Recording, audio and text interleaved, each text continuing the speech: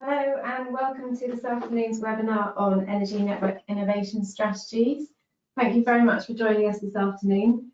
My name is Tamar Bourne. I'm a Senior Project Manager at Regen and I'm joined by my colleague Ray Arrell, who's also a Senior Project Manager. We are working closely with the Energy Networks Association to refresh and update the energy network innovation strategies. We're currently in a engagement stage. We ran a consultation before Christmas, an online consultation and a couple of webinars to get people's initial input on what they thought should go into the refreshed strategies. And we're now in the second stage of engagement. We've run 2 workshops in the last 10 days, one in Glasgow and one in London, to share the findings from the first stage of engagement and to get input on the second stage. So the two workshops we've run so far were really well attended. And today is kind of an opportunity for people who weren't able to come to those workshops in person to hear about the findings and also to input. And because of that, we haven't got a huge number of people on the line today. So we wanted to give you the option of either sort of having a standard webinar process where we run through some content, run through some slides, and then give you the opportunity to vote by polls. Or we could open up the discussion a little bit more like a conference call and enable you to, for us to be able to hear your questions and comments and have more of an open discussion, which you can do using your microphone on your computer. You can dial in, and the alternative actually is to use the chat box, which you're welcome to do either way. There's a chat box as part of the GoToWebinar software that you can post questions or comments, and we can either read those out or respond through the software. So we thought we'd give you a choice. So would you either like to sort of use polls to give us your feedback, or would you prefer to have more of an open conversation? We'll give you a moment to answer that one.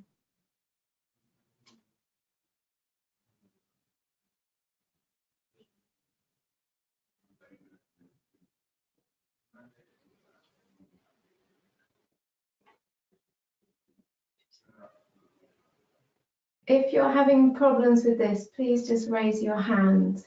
It looks like nobody has voted yet. No Republicans. Oh, sorry, a few have come through.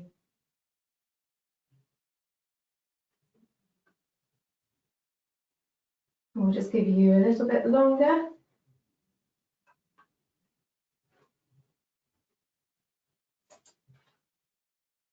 Okay, so the conclusion of that one .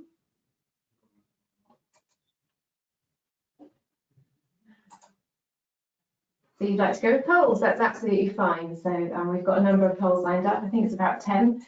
But if you do have any questions or comments, please feel free to use that chat function and we will capture those and hopefully answer any questions you've got as they come up. Great, so we'll move on. So as I said, Ray and I both work for Regen, but we're working closely with the Energy Networks Association to refresh these strategies. So if you haven't come across the ENA, they are the association for both the distribution and transmission gas and electricity network companies. So you can see a map there of all the different companies and the number of customers and the miles of cables and wires. So obviously quite extensive. And just a few words about network innovation. So innovation is a really important part of the RIIO regulatory framework, and in fact one of the I's in RIIO stands for innovation, and it's seen by the network companies as essential to solving new challenges. And I think to date approximately, I think it's 1.9 billion pounds has been spent to date through the Ofgem funding mechanisms for network innovation, so it's a huge amount of money. And research by POIRI on just the LCNF, which was the Low Carbon Network Fund regime, shows that it should deliver approximately 1.7 billion pounds worth of benefits to customers by 2031. And the 2 main funding mechanisms are currently the Network Innovation Allowance and the Network Innovation Competition. But the strategies that we're talking about aren't limited to just those funding pots. We're also talking about network innovation that can be funded through, say, BEIS funding or Innovate UK or Energy System Catapult. So it's not limited to the NIA and the NIC. So the two energy network innovation strategies were originally published in March 2018, one for gas and one for electricity. They are joint innovation strategies, so they were heavily influenced by each of the network companies. What we've decided to do this time round, we're taking a slightly different approach. We're still having two separate strategies, one for gas, one for electricity, but they're going to be much more closely aligned. Previously, they had separate, well, quite different innovation themes. This time round, there's a shared set of themes, a shared set of principles, but we're keeping the separate strategies for the moment just to reflect the differences that you can see in the two industries for the moment, but it's quite possible that in a couple of years' time, when they're refreshed again, that we'll have just one strategy. And that's some of the feedback we've got from stakeholders to date, is that they could almost be one strategy this year, but that's something that we can talk about a bit later. So I'm just going to briefly run through the underlying principles of innovation as we propose them for this refreshed strategy. And firstly, I'm just going to touch on the consultation process so far. So I've already mentioned the survey that we ran and the webinars that we ran. So we had 80 survey responses and 50 webinar participants, which was a good mix of different types of organisations, from community energy groups, to technology companies, SMEs, research organisations, consultancies. So we were pleased with the response that we got to that. And within those, about half said they'd been involved in network innovation activity before. 18% said no, that they hadn't been involved, and 32% said that they would like to be involved in the future but hadn't been to date. So it was also quite a mix of those with experience of working closely with network innovation activities and those that hadn't worked so closely with them previously. So the sort of basis, the fundamentals, the fundamental basics that are going into the innovation strategies is we can sort of narrow it down to this diagram here. So we've got the overarching objectives that are set by Ofgem of maintaining a safe and resilient network, of meeting the needs of consumers and network users, and delivering an environmentally sustainable network. So those are the kind of overarching objectives. We have, in consultation with the industry and with the network companies themselves, we have identified 5 shared network innovation themes, which Ray is going to talk through in detail in a moment. But we've also identified 4 underlying principles that should apply to all innovation activities. So that's right from project inception through to delivery, through to sharing findings and the outputs and data. So those 4 principles are collaboration, customer benefit, outputs and data, and scale up and roll out. So we asked people in the consultation whether they agreed with those principles and outcomes of network innovation, and we got strong agreement that they were the right ones and that we defined them in an appropriate way. But when we asked them if there were any principles missing, over half said that they felt that there were underlying principles missing. The most common response was that decarbonisation should be an underlying principle of all network activity. Other principles identified were around sort of local energy, community energy, around whether it should be transformational and long-term change through innovation. There were comments about deployment and the importance of scale up and roll out. Third-party collaboration came up a few times, as did customer centricity and security. A lot of the comments we had about the underlying principles or missing underlying principles, we felt that we could incorporate into the existing 4 principles. So, for instance, the comments around third-party collaboration could be incorporated into the collaboration principle. The key ones that weren't so obvious were obviously decarbonisation and decentralisation and sort of local energy.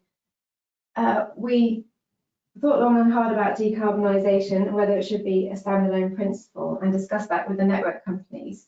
The conclusion we came to was that it is not applicable to all network innovation activities. So, for example, if you had an innovation project specifically around customer service, for instance, or safety, that it wouldn't necessarily be a key principle of that kind of activity. So we decided to incorporate it as a key element of the customer benefit principle. And also, as you'll see, it features as a theme under the net zero and energy transition theme. So just to talk you through those 4 principles. So customer benefit should be at the centre of all network innovation activity. So being at the centre reflects the comment made about it, about customer centricity and the importance of that. And the benefits will range from efficiency savings and a better customer experience to societal benefits such as accelerated decarbonisation of our energy system. So we're hoping that we've captured the comments around decarbonisation there. On collaboration, so network innovation activities should provide shared learning, avoid duplication and increase collaboration between network companies and the wider energy sector. And this point's really important about the wider energy sector. This was a key message that came across from the network companies, that they wanted these innovation strategies to almost be an advert to the wider industry to say, these are our focus areas, we want to work with you, come and talk to us about what ideas you might have.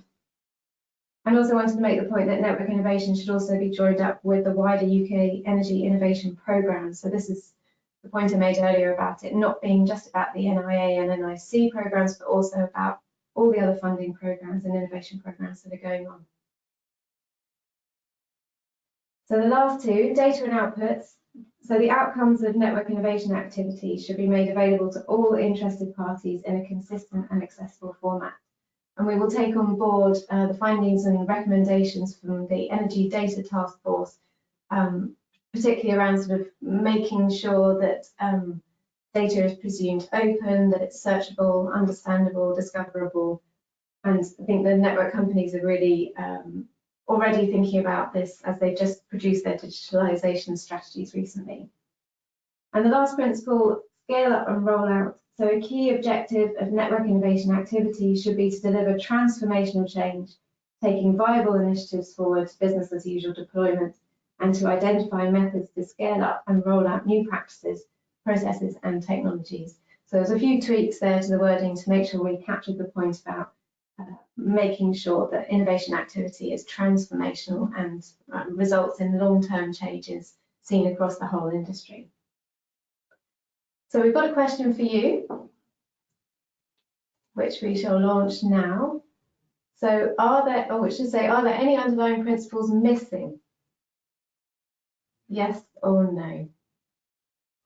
We're hoping we have captured the feedback from the first stage of engagement and incorporated that into the principles that we've got now, but we just wanted to check back with you all to make sure that you feel comfortable that we've captured that.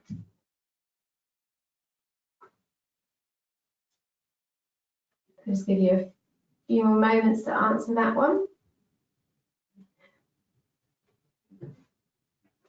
And if you do feel that there are any principles missing, please either add some comments into the chat box or you can email us directly and let us know your thoughts.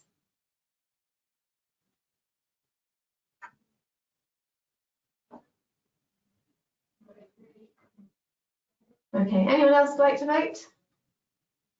Otherwise, we'll close that now and share the results with you. So, okay, so there are obviously some views that there are some underlying principles missing. If you don't mind sharing your thoughts with us on what they are, we'd really appreciate that. Great, so I'm now going to hand over to Ray, who's got some information about the themes and a series of polls around what you think the focus areas and priorities should be under each theme. So over to you, Ray. Thank you, Tamar. Okay, so my name's Ray Errol. I also work at Regen as a senior project manager, and I've been involved in the development of the consultation process but specifically working with the team to understand what areas and how do we divide up network innovation priorities. So themes for network innovation, where should the effort be fired across this big tapestry of projects that we are delivering to innovate. So what I want to do is touch on the themes as they have been historically from the existing strategies and how we've adapted them for the current one that we're proposing to launch this year. So as Tamar said, in the 2018 strategy documents, there were a number of themes identified, some of which were bespoke to electricity or gas, and some of which were common between the two vectors.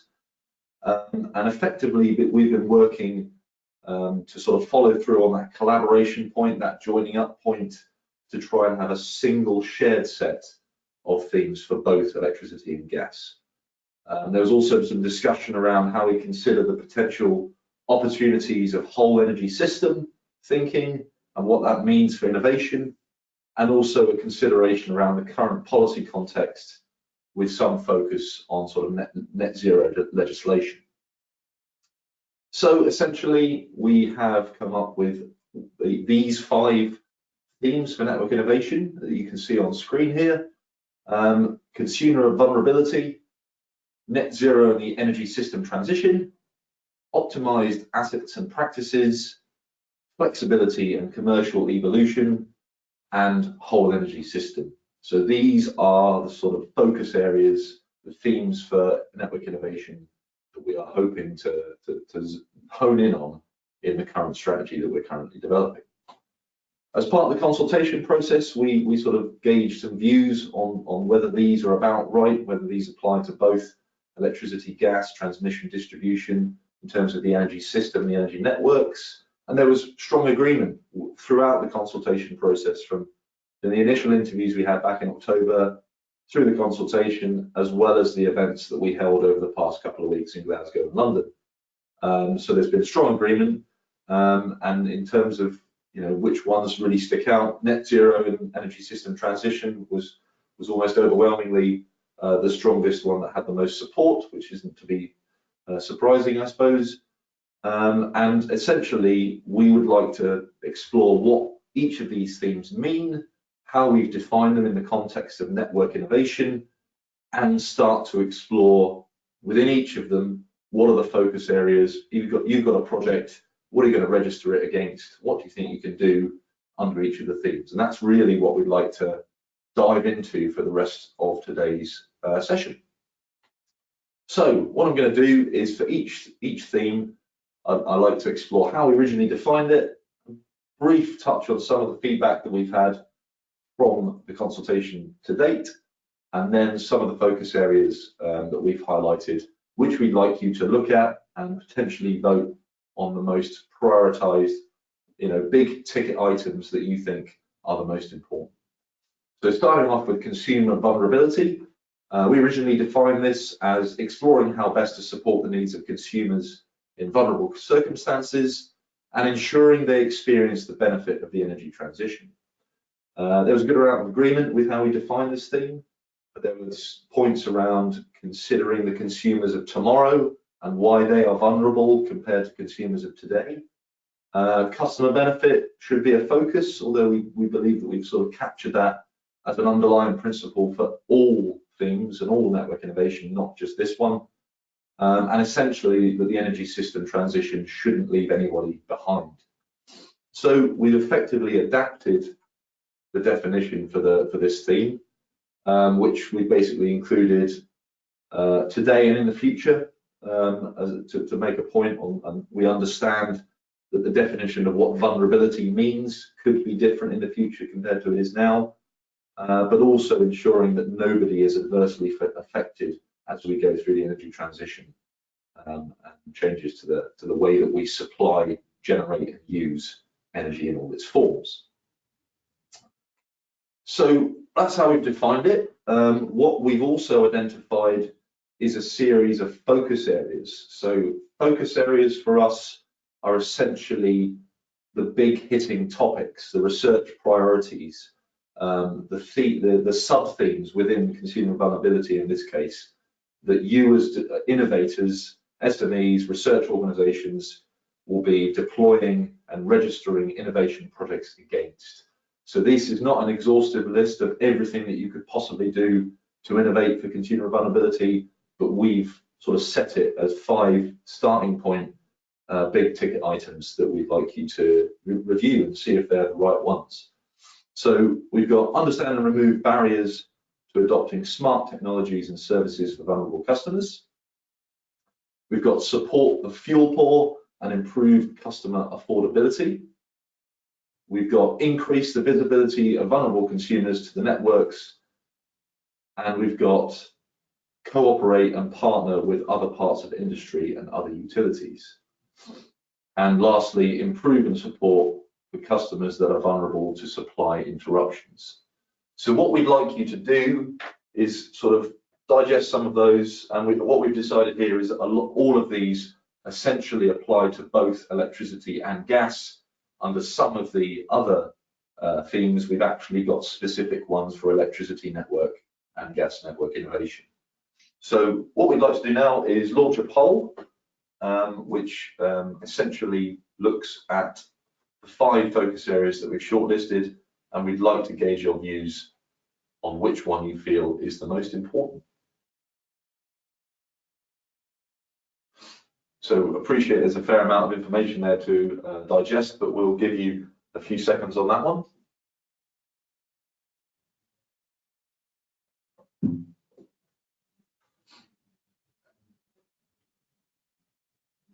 Again, we appreciate that many of these are relevant. A lot of these will be important. We just want to think which one for you sticks out, which one may sit in your arena specifically as a focus area that either you're working on or you think is possibly the most important to address the challenges of consumer vulnerability for network innovation. So we've got about 50% of you have voted so far, so we'd really like to get some more feedback from you guys on these. We've got a fair amount of votes to get through, so maybe we can give it another 5 seconds and then we'll close that one.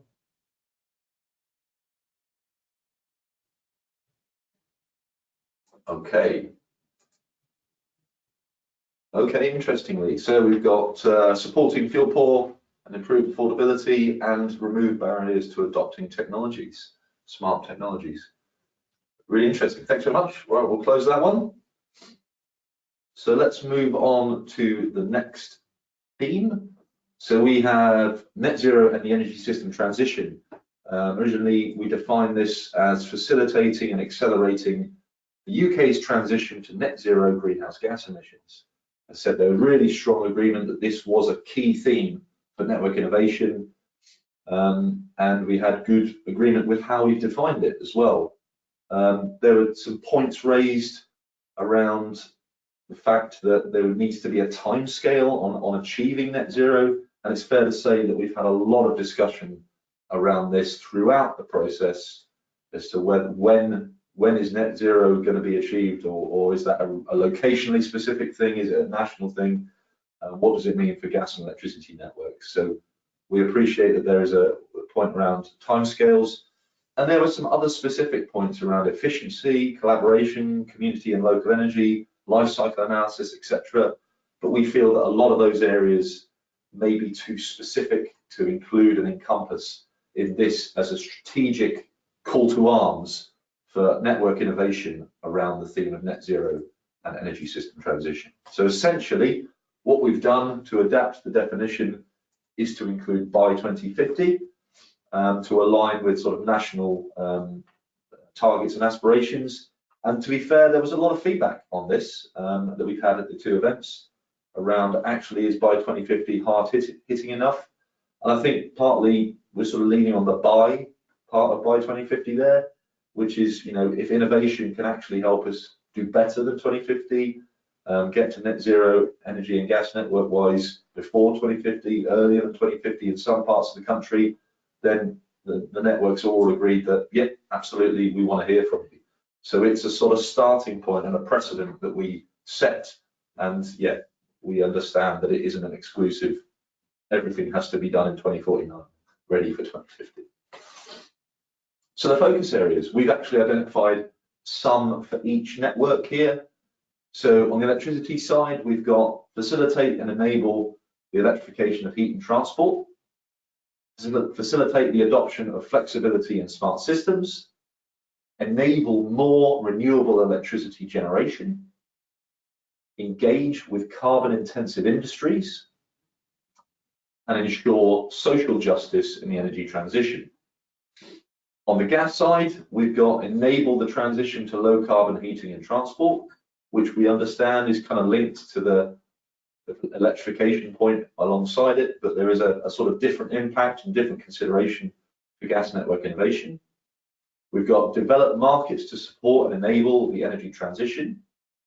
And we've got a sort of hot topic, which is around actively developing hydrogen and green gas ready networks, ensure resilience and reliability through the energy transition, and lastly, to facilitate the supply of a wider range of gases through the gas network. So what we're doing first is to launch the electricity specific ones. So we'd like to gauge your views on, again, which you think may be the big challenge area, the hardest hitting, the one that will potentially get us towards net zero and the energy system transition most effectively. Again, we fully appreciate that a lot of these topics are incredibly important, so we're just after a sort of gut feel for which one of those sticks out. And just to reiterate what Ray said earlier about this is your way as a stakeholder to let the energy network companies know what you think is most important and what you think they should be focusing on in the next couple of years. So it's really important that you vote and let us know what you think is most important. So half of you have voted, we'll give you a little bit longer.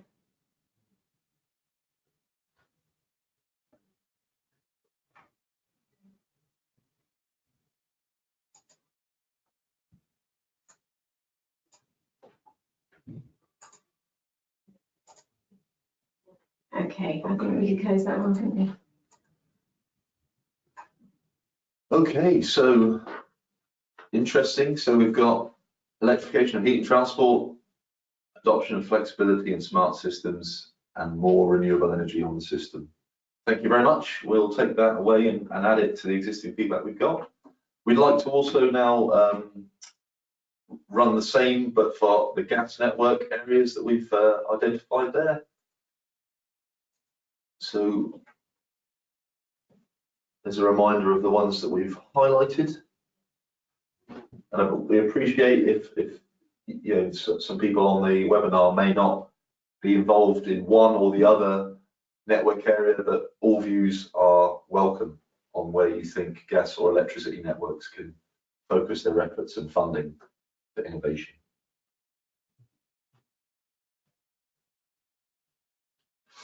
And there was a lot of feedback from the events that many of these areas are kind of merged between electricity and gas, and some of them may end up being shared focus areas across the two strategies. Okay, the results come in for that one. So we've got hydrogen and green gas ready networks and low carbon heating and transport transition joined together there. Okay, thank you. We shall move on. So the third theme, which we've defined for optimized assets and practices, developing state-of-the-art techniques for optimizing assets and practices that improve the resilience, reliability, safety, security, health, and environmental impact of energy networks. So this theme is very much more focused around the energy networks themselves and the practices and assets that they own and they operate. So what can we do to sort of optimize the existing network infrastructure that we've got and the processes and procedures that surround them? So feedback that we had on the definition was perhaps state-of-the-art wasn't the most appropriate wording for innovation, as not all innovative solutions need to be cutting edge or novel or indeed state-of-the-art. It just needs to be effective and ensure that it is actually innovative and progressing the industry further. So we appreciate that. And also the wording development is potentially not hard hitting enough, and the innovation should go beyond that to actually implementation and installation as well. And also optimized assets and practices should center around the capability of the networks as well as all the other things listed. So we've adapted the definition here to include that feedback essentially on developing and implementing industry-leading techniques rather than state-of-the-art, and we've included the words capability as well. So yeah, if you pick up that innovation strategy document and you see this theme, hopefully it highlights the key things to introduce innovation. The focus areas that we've highlighted that we'd like your views on the electricity network side for this theme, we've got reduce and mitigate unplanned outages and supply interruptions. We've got maximize the use of assets, improve the visibility of connected customers and generators and their behavior, enable digitalization for optimization, and reduce wider disruptions. On the gas side, we've got reduce and mitigate unplanned outages and supply interruptions. So very similar. Again, there's some potential for linking between the two networks here. We've got accelerate gas pipe replacement, improve forecasting and network planning processes, reduce wider disruption from street works, and reduce the impact on the environment. So we'd like to launch the first poll on this one, which is on the electricity side. Be interested to see your views on this and compare them to what feedback we had from the survey and the events that we ran.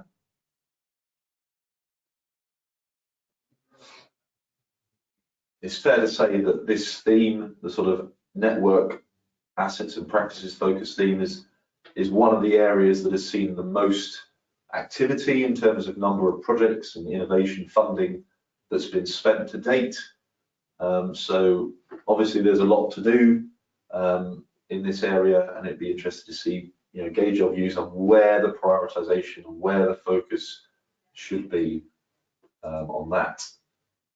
So results are in, and digitalization has come through as potentially the most priority area, which is interesting to see. Probably not something we've seen so far, so that's really going to be useful to incorporate into the strategy. We'll then move on to the gas.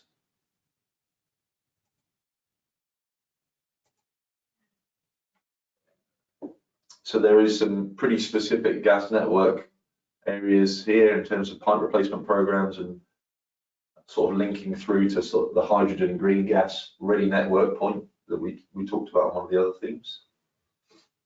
So we'll give that another 30 seconds or so.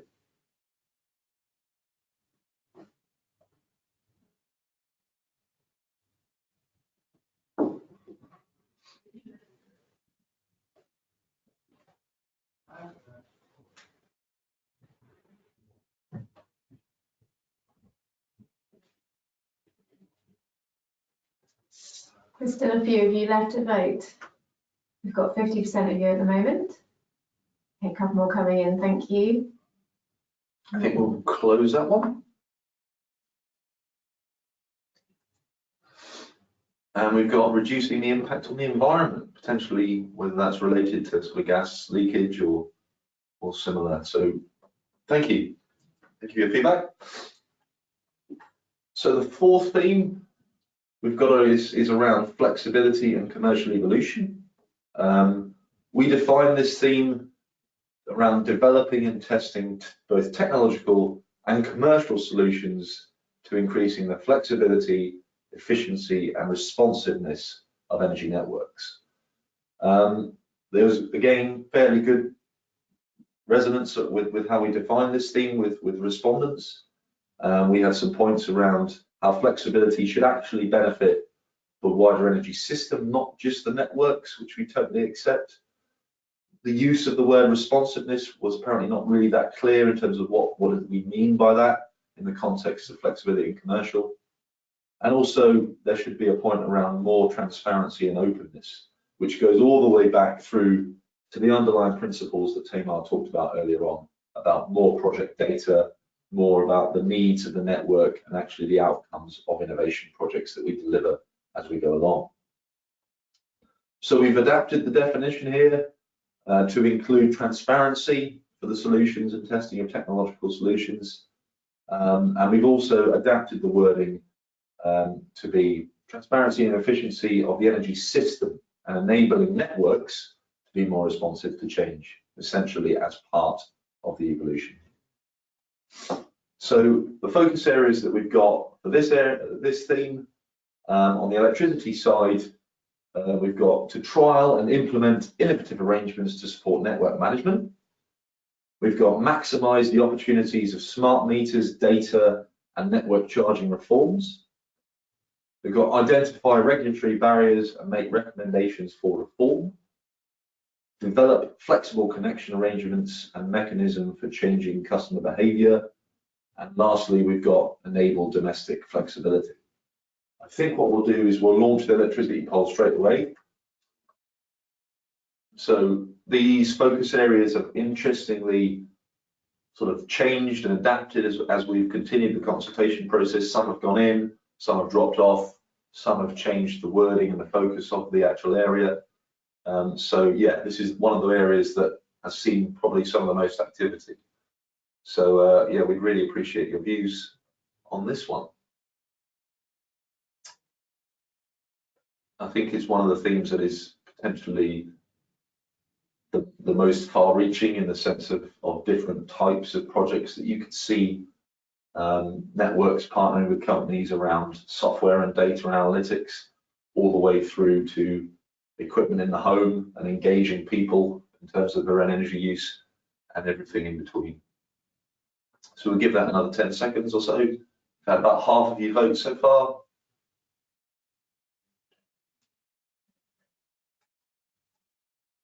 Okay, the results for that one is innovative arrangements to support network management. Interesting to see. So actually, the focus there should be on around supporting how the network infrastructure and assets is managed themselves. So thank you very much. We'll take that away. On the gas side, for net flexibility and commercial evolution, we've highlighted the potential to develop commercial market arrangements for delivering hydrogen, to enable and adopt more flexible connections on the gas network in terms of gas entry or gas users, modernize gas billing methodology, to develop an understanding of the potential impacts of flexibility actions on gas networks, and maximize the commercial opportunities for connecting green gas into the network. So we'll launch the poll on that one, and we really appreciate your views on where you think there is the most opportunity or the hardest impact that you could see from innovation. And we appreciate again that there's a wide range of topics here and that they all are pretty interesting and important to address challenges. Yeah, we're interested in seeing which is the one that sticks out for you and your area that you work in. Or even if you have a view as a customer, you put your customer at home hat on in terms of this area, what are your thoughts?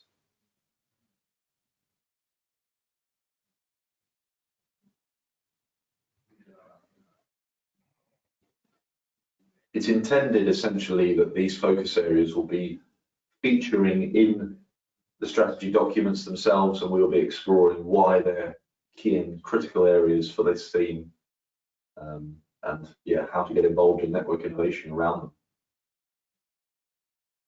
Okay, I think we'll close that one and share the results. So we've got them effectively aligning with some of the priorities on net zero is the commercial arrangements and commercial opportunities for getting more green gas and hydrogen into the system and into the networks, as well as an understanding of what flexibility will do to the gas networks themselves.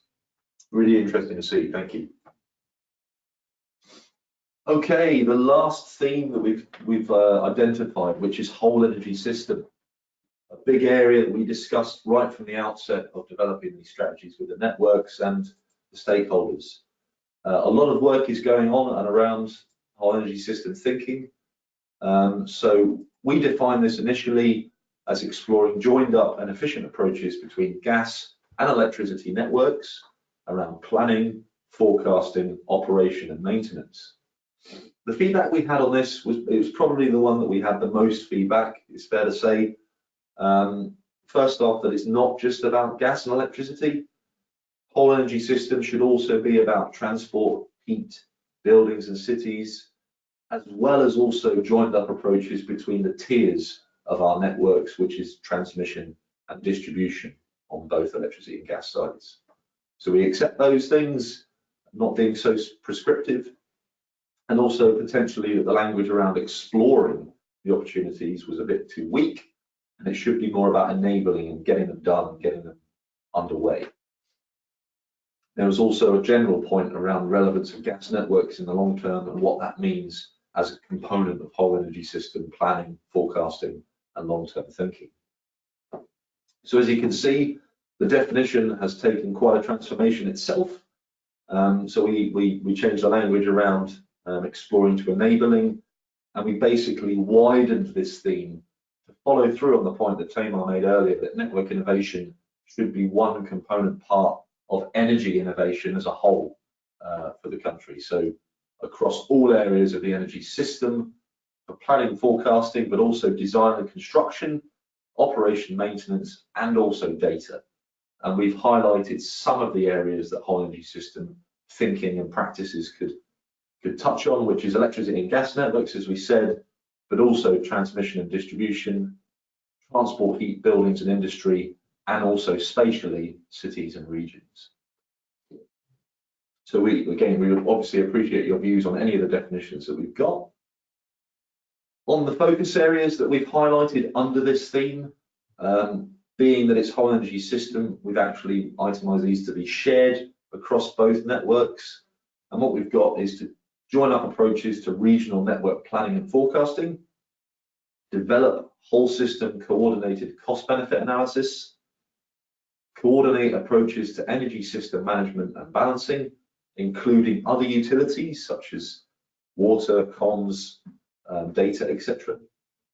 Assess and implement cross-vector or cross-network commercial opportunities, i.e. between gas and electricity, such as electrolyzers, and collaborate around the growth, operation and role of disruptive technologies. For example, heat pumps, hybrid heating, bioenergy or low emission vehicles. So we'd love your views on how we've interpreted whole energy system and what you think, the prime or most critical area and opportunity might be for network innovation under this thing. And just to let you know, this is the last poll, so we want to see everybody voting.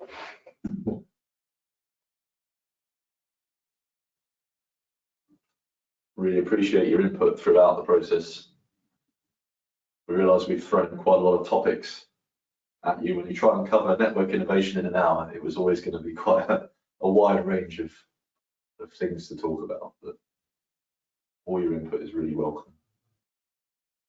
Great, I think that's everyone voting. Okay, so we've got two winners here, joined up approaching to planning and forecasting and collaborating around disruptive technologies. Thank you very much for your views on those areas. Lastly, on the themes before I hand back to Tamar, is around timescales for innovation. So originally through the consultation process, we actually talked about these 5 themes that we've shortlisted and highlighted. Which one of them are near-term, medium or long-term innovation themes? We wanted to understand which ones fall into which category, and it became pretty quickly clear that that was probably not the right way to think about it. The feedback that we've got from the consultation and the events was that actually every theme will have near-term and long-term challenges. And one of them won't be addressed in the near term and then we can move on to the other 4.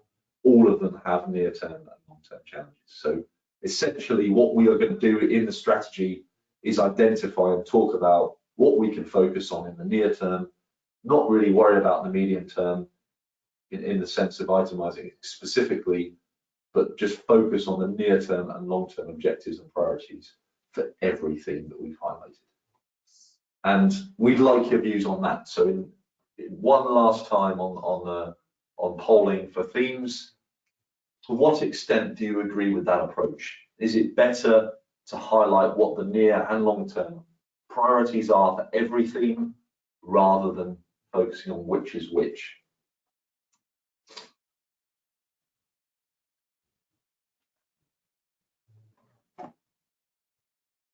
Okay, I think we've had a really rapid response there. Thank you very much.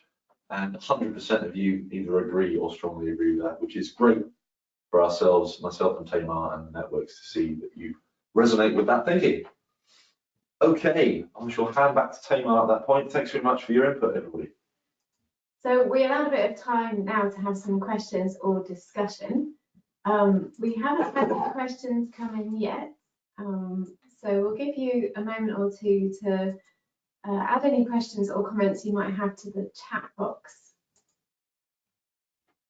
I'll just reiterate what Ray said about a lot of information in a 45 sort of 60-minute session. Obviously, in the workshops that we've run, we've had 6 hours to talk through these issues with stakeholders. We've had breakout discussions and lots of opportunities to share ideas and share thinking, and we also had lots of polls and voting on what people felt were important and what should go into the strategies. So yeah, thank you for bearing with us, and thank you for the voting, because that will obviously feed into what goes into the final strategies. And we haven't had any questions come in, so yeah, what's there for me to say really is that I hope this has been useful for you to give you a sense of the proposed content for the revised strategy. And as I said, the feedback from today will be combined with what we've captured over the last 10 days with the workshops. We will then be rewriting the strategies over the next few weeks, and they're due to be published at the end of March, so do look out for those. So yeah, thank you very much for joining us. If you do have any further thoughts or feedback, there's both mine and Ray's email addresses there on the screen, and we'd welcome any other thoughts that you have about the content you've seen today, or any questions that you might have. So yeah, thank you very much, and I hope you found that useful. Thank you very much, guys.